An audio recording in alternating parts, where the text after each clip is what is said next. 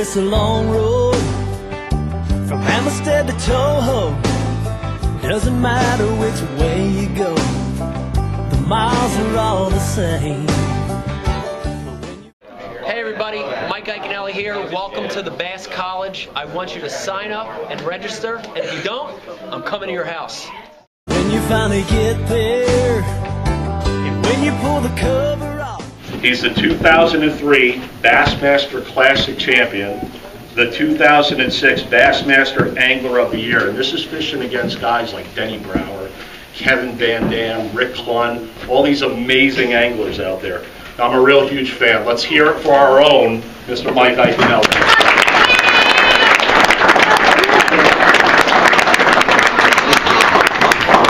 How's everybody doing tonight? Great! Wow, who said that? Me! Got a cool voice. Say that again. Great! I need to get my boat with me. Put you in a rod locker. Let me know you're there. First of all, I want to thank the Federation for letting me do this. I travel all over the country. I get to talk to a lot of people. There's nothing like coming home, you know. And this is what I consider my home, you know, New Jersey. And I grew up fishing here, so this is great. You know, it's interesting where I'm at right now, the Bordentown Sportsman Center. And back in the day, when I was your age, how old are you? 15? 7. Oh, I thought you were older. How old are you?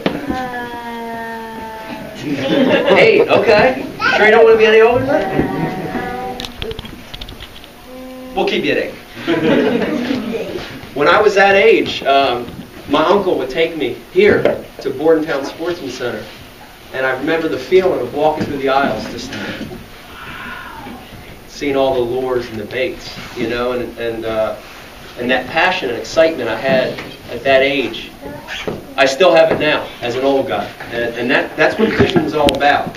Everyone fishes for different reasons, but it is fun, right? It's fun, it's passion, it's excitement, it's energy, all those things wrapped into one. You can climb off the boat in the water. That's What? Like, sometimes I like falling off the boat in the water. You fall off the boat in the water? So one day I did.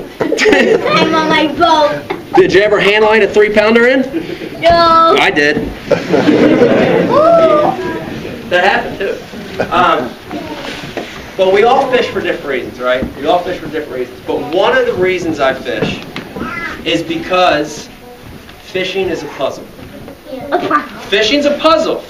Wait a minute, don't laugh at me yet. How many people agree that fishing's a puzzle? Raise their hand. Okay? A lot of you agree. How many agree? How many don't think fishing's a puzzle? Raise their hand. I want to talk to you. You don't think fishing's a puzzle? No. Okay. Have you ever done a puzzle? Yeah. What kind of puzzle? Well, a couple, but no, that makes it so hard. It's hard. My dad does it for me.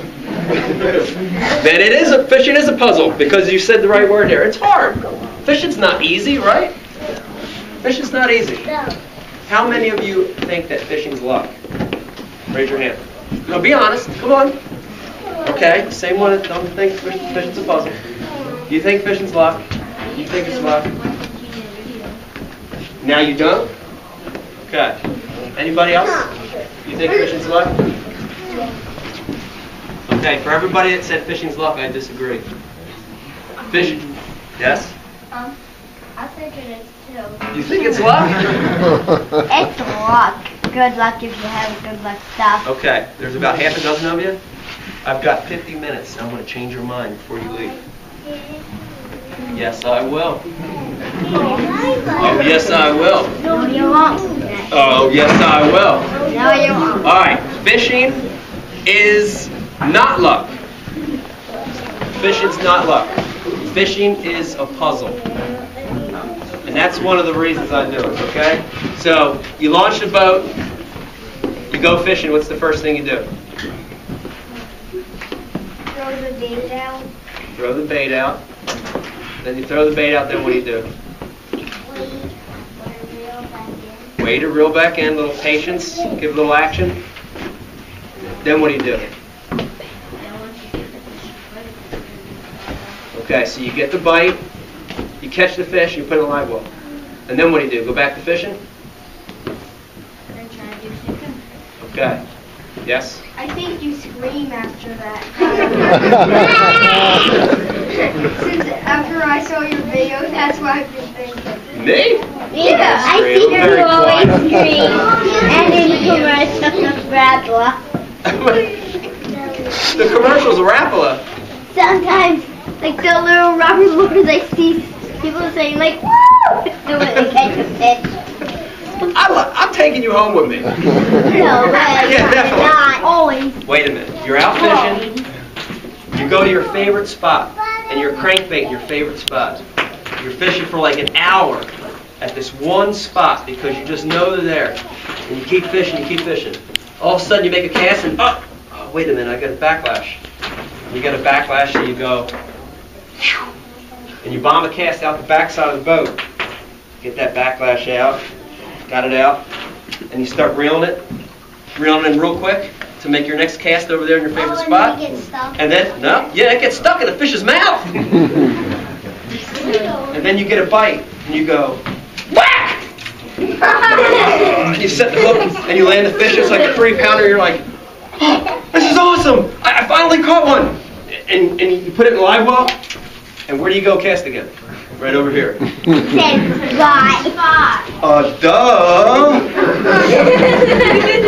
Think about that. No, think about that. Hold on a second. Think about that. You cast behind the boat to clear that backlash out, and you got a bite. Do you think that bite was luck? No. Do you think that bite was luck? Yes. You still do. Do you think that bite was luck? Was it? No, it wasn't luck. It was the right spot. And who told you it was the right spot? The fish. You're smart. Listen to that. That's honestly, this sounds very simple. Wait a minute. That had nothing to do with the bait. Listen to me. The fish told you where it was at. He told you by biting it. He just said something. I want to tell you a story real quick. About something up. You said fish are dumb, right? Yeah. How many people think bass are dumb? Raise their hand. I thought that for a lot of years until something happened. You want to hear the story? Yeah. Okay. All right. This is about 20 years ago. I was fishing, and before I went fishing, I'd like to go and just walk the bank and look around, see what the crawfish look like, the bluegill. I'd investigate, you know. So I'm walking around, and there's a big lay-down tree. This is in the fall, and I'm looking around, and on the end of that tree, I saw a squirrel. A little one, just a small squirrel. He was out on the end of that tree, hunting around for nuts.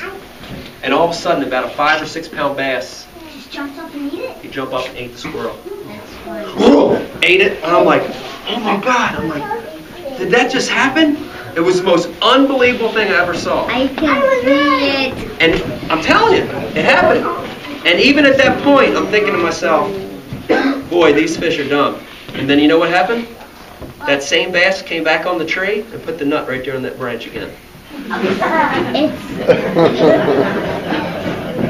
It made the... And it's time to get a little bit lost out on the lake.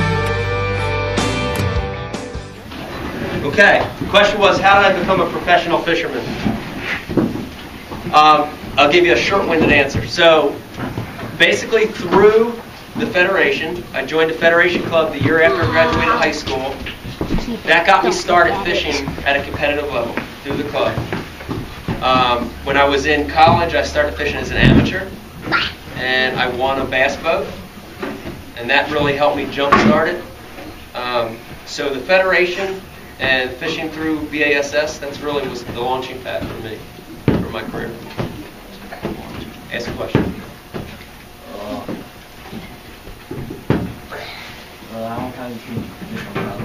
Ooh. The question was, how many times have I fished on Palatine Lake? I've been fishing Palatine Lake since I was about 15 or 16 years old.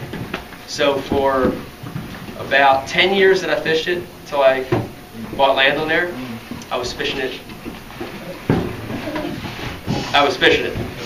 Good question. What's your favorite lure? Favorite lure? Good question. My favorite lure, I'm going to give you two of them. I know it. Okay, what is it? Can I forget now? It's not a crankbait. It's not a I forget now. Spinnerbait? It's not a spinnerbait. There's two of my favorites. The habit. Could be a power bait or could be a habit. Plastic worm. Shaky head. Shaky head's one of my favorites because it catches so many fish in every condition. And not one of my favorites. Yeah, but my favorite bait for big fish is a jig. Knew that. Is a jig. Yeah, absolutely. Give me a 3/8 a half ounce jig. It's a really big fish bait. The biggest bass I ever caught in a tournament weighed 12 pounds and 13 ounces, and I caught that on a jig. Question was blade bait fishing, like the Binsky, like a sonar, like a silver buddy. Blade bait fishing's awesome. You know, especially anytime they're in more vertical situations. I like blade bait. So like right now, what was the winter pattern? What I just said the winter pattern was? Deepest, most vertical break areas of the lake. It's perfect time to fish. Yep, near the dam. Perfect time to fish a blade bait. You know, the nice thing about a blade bait is because it's a sinking bait, you've got a lot of control over it. You know, you can control where you fish it. So blade baits are really good. I also like blade baits around school and fish. If I'm fishing school and fish, I almost always have one rigged up. I fish it on, a little different than most guys, I fish it on braided line. I fish it on something like nanofil or fire line or spider wire. And I fish it on a really long spinning rod. And I can reach the jumps, you know. Something I learned saltwater fishing, I do it in freshwater fishing too. So, good question, I like blade baits. Great question. Anybody see Major League Fishing on TV last week? You saw it? It's cool, wasn't it? I thought you wanted to swim it. Yeah, it's Bigger than the shoe? It's bigger than the shoe. Look at that. Not much. I thought you wanted to put it on Major League Fishing. You did? Yeah. Okay. I was watching TV and you went to the camera. I put a shoe into the camera. All right, so on that show, I used a vibration jig, like a chatterbait. How many people fish chatterbait? It's awesome bait, right? So most of the time when you're fishing a chatterbait, you're fishing it sort of like a crankbait or a spinnerbait, you know, where you're casting it out there and you're reeling it in and you feel that very distinct vibration. It's going through your tip. You know, you can deflect it off stuff and rip it through grass. But there's a deal called feathering, and it's like feathering a jig or feathering a spinnerbait. You can do the same thing with the vibration jig. And all that really is so you're getting next to the cover, and instead of just reeling it in, you're going to cast it out there and you're going to let it sink down. And when I let it sink down, I'm letting it fall on a semi-slack line.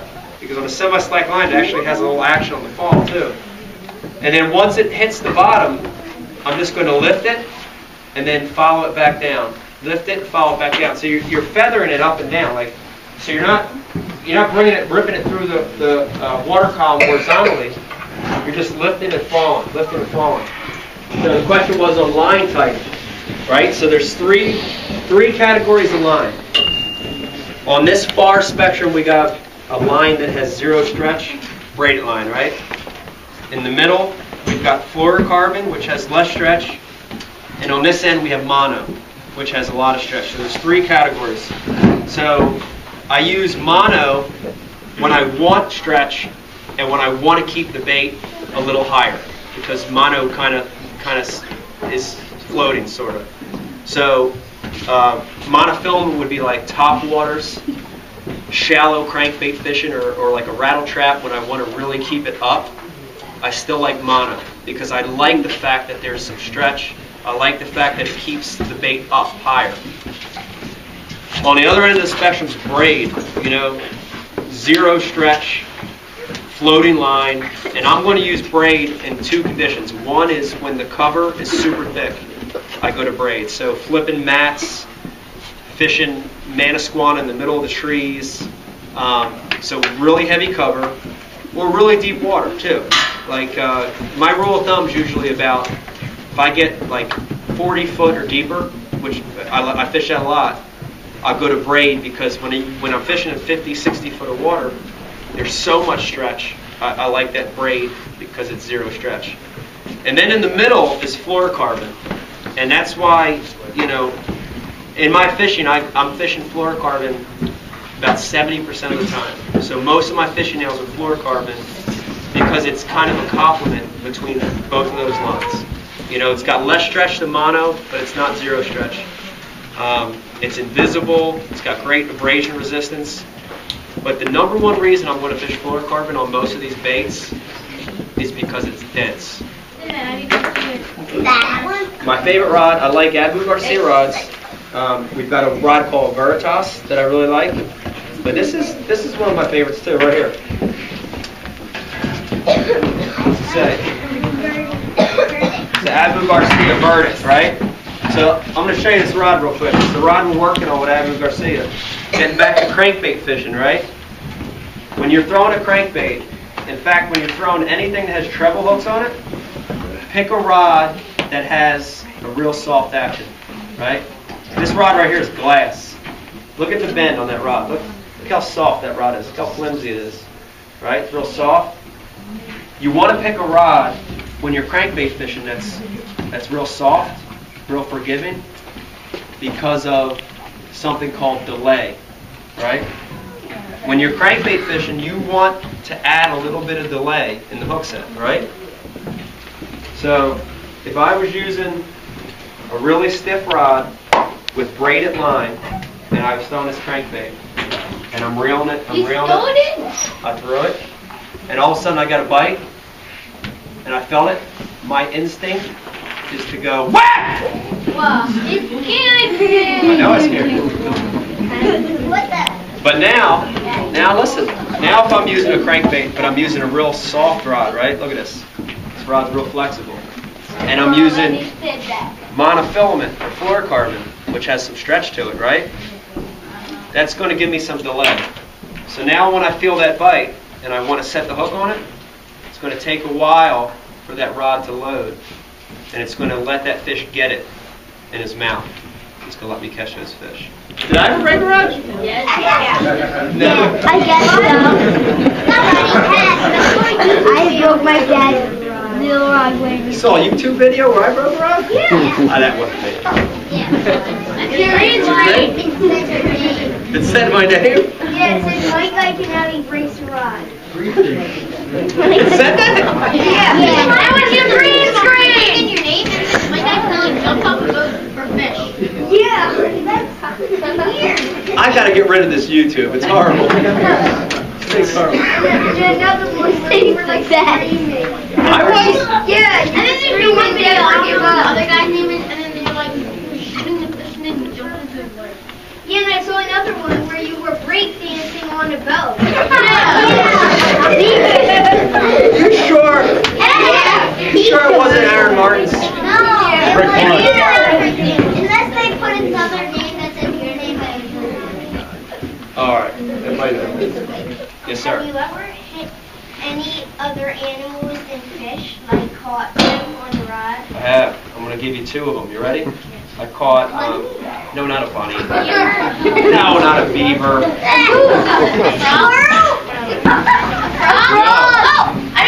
caught a bird and a bass. Well, wait a minute. I did catch a bird. The first thing I caught, I was about 15 years old, I caught a bat. I was night. Yeah, listen to me. I was night fishing with a black jitterbug. I caught a bat. Now, the weirdest thing I ever caught, I was filming a City Limits show about 3 years ago. I was using a spinnerbait, and I went back to cast, and I went and I heard, ah! I looked behind me, and I caught my camera guy right in the scalp. That's the weirdest thing I ever caught.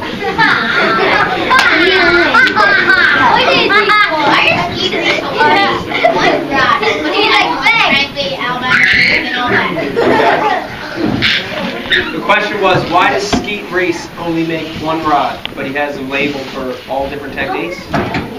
That's because he's stupid. All right, what's the next question?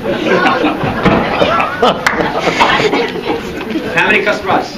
I'm making 15 rods for Abu Garcia, 15 different techniques, but out of the 15, 5 of them are going to be glass rods, which is something I really believe in when I'm treble hooking. They're going to cost about $120 a piece, so they're going to retail for. But just it's how you pay for it. You're up at 4 o'clock in the morning on YouTube.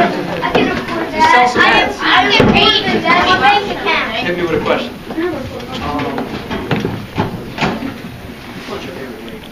Favorite lake? Palatine Lake. Yeah. I have. But I have. Question was, have I ever caught 2 fish on one lure at the same time? I've done it. I've done a lot. When they're in groups, when they're schooled up, a lot of times they'll do that. The question was, what's my opinion on Alabama rig?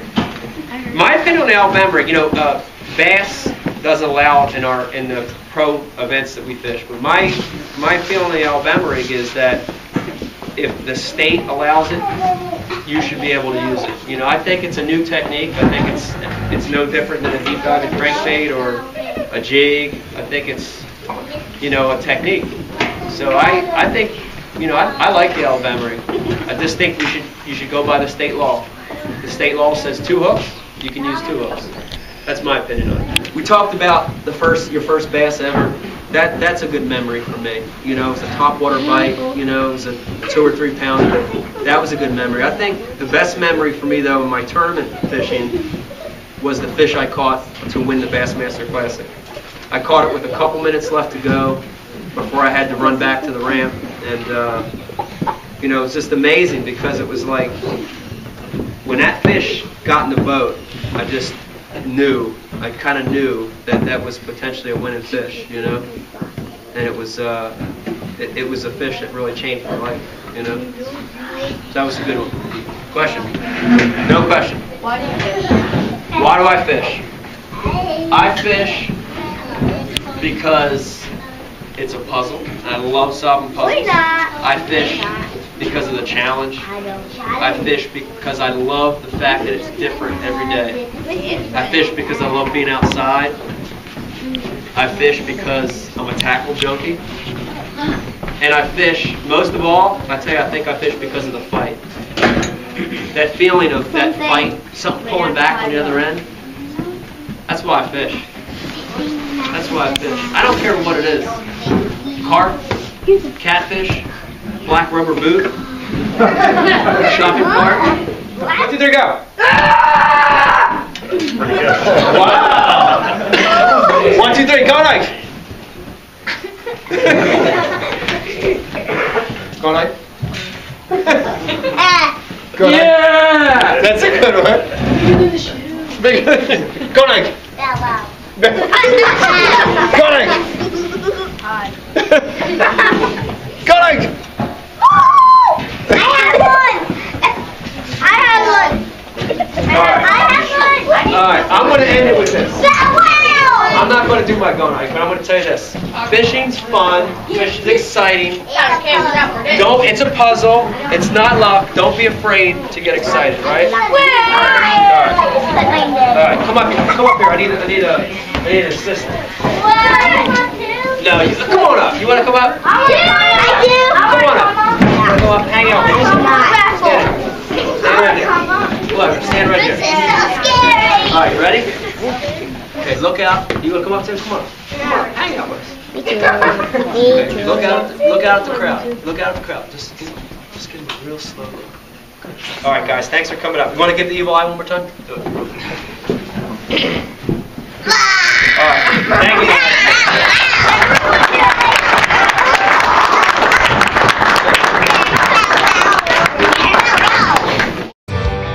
Gonna back this boat into the water, find a way to win a couple dollars. Weatherman says there's a cold front coming down. Bring it on, I've seen it all by now. I can catch 'em shallow, I can catch 'em deep.